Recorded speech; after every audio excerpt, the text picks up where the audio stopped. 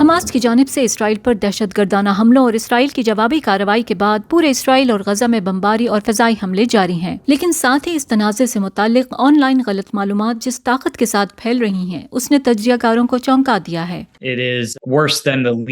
یہ 6 جنوری کو امریکی کانگریس پر حملے سے پہلے یا اس کے بعد کی صورتحال سے بھی بدتر ہے۔ یہ کووڈ-19 کی وبا کے عروج یا ویکسینیشن متعارف کرائے جانے کے وقت سے بھی بدتر ہے۔ جہاں تک مجھے یاد ہے، یہ واضح طور پر غلط معلومات کی سب سے زیادہ شدید تعداد ہے جو میں نے سوشل میڈیا پر پھیلتے ہوئے دیکھی ہے۔ ٹک ٹاک اور ایکس جیسے پلیٹ فارمز پر وائرل ہونے والی ایسی پوسٹس میں سے ایک یہ بھی ہے جن کا جھوٹ ثابت کرنے کی کوششیں میڈیا وائز جیسے گروپس کر رہے ہیں۔ اس کا دعویٰ ہے کہ یوکرین حماس کو ہتھیار سمگل کرتا ہے۔ اسے تقریباً 10 لاکھ بار دیکھا گیا، لیکن پوسٹ اور ویڈیو غلط ہیں۔ ایک اور ویڈیو میں پنجروں میں قید بچوں کے بارے میں دعویٰ کیا گیا کہ وہ اسرائیلی ہیں جنہیں حماس نے اغوا کیا ہے، لیکن واچ ڈاگز کو پتہ چلا کہ یہ ویڈیو حملے سے کچھ دن پہلے ٹک ٹاک پر پوسٹ کی گئی تھی، اور اس آخری مثال میں پوسٹ اور رپورٹر دونوں جعلی ہیں۔ بی بی سی کی نہ تو ویرونا مارک نامی کوئی کورسپونڈنٹ ہے اور نہ ہی امریکن انسائیڈ نامی کوئی ٹاک شو۔ ماضی کے ٹویٹر اور آج کے ایکس نے پلیٹ فارم کے قوانین کی خلاف ورزی کرنے پر یہ اکاؤنٹ معطل کر دیا۔ جنگ کے سب سے شدید لڑائی والے علاقوں تک صحافی ہمیشہ رسائی حاصل نہیں کر پاتے، جس سے معلومات میں خلل پیدا ہوتا ہے اور غلط معلومات اکثر اس خلا کو پر کرتی ہیں۔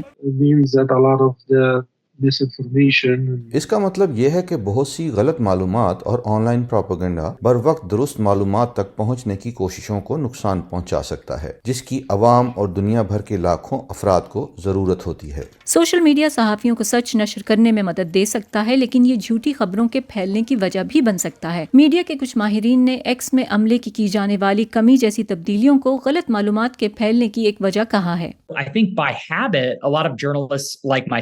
میرے خیال میں عادتاً مجھ سمیت بہت سے صحافی اور بڑی تعداد میں عام افراد ایکس پر آئے جو پہلے ٹویٹر تھا، یہ جاننے کے لیے کہ اسرائیل حماس جنگ میں کیا ہو رہا ہے۔ بدقسمتی سے ایکس میں پوری ٹرسٹ اور سیفٹی ٹیم کو ختم کر دیا گیا، اس لیے آپ کو اتنی تعداد میں عملہ نظر نہیں آ رہا جو غلط معلومات کو ختم کرنے کے علاوہ پرتشدد مواد اور نفرت انگیز طرز عمل کو اعتدال میں لانے کا کام کرتے تھے۔ یورپی یونین نے ایکس کے مالک ایلون مسک اور سوشل میڈیا پلیٹ فارمز کو یاد دہانی کروائی کہ اپنے قانونی تقاضوں کے مطابق ایسا مواد شیئر نہ کریں۔ ایلون مسک نے ایکس کے ذریعے اپنے جواب میں کہا کہ ان کا پلیٹ فارم شفاف ہے اور انہوں نے یورپی یونین سے مبینہ خلاف ورزیوں کی فہرست کا مطالبہ کیا۔ حماس اسرائیل تنازع کے بارے میں اتنی غلط معلومات کے درمیان صحافیوں کو حقائق کو جھوٹ سے الگ کرنا چاہیے تاکہ آڈینس کی معتبر خبروں تک رسائی کو ممکن بنایا جا سکے۔ رابن گیس کے ساتھ فائزہ بخاری، وائس آف امریکہ۔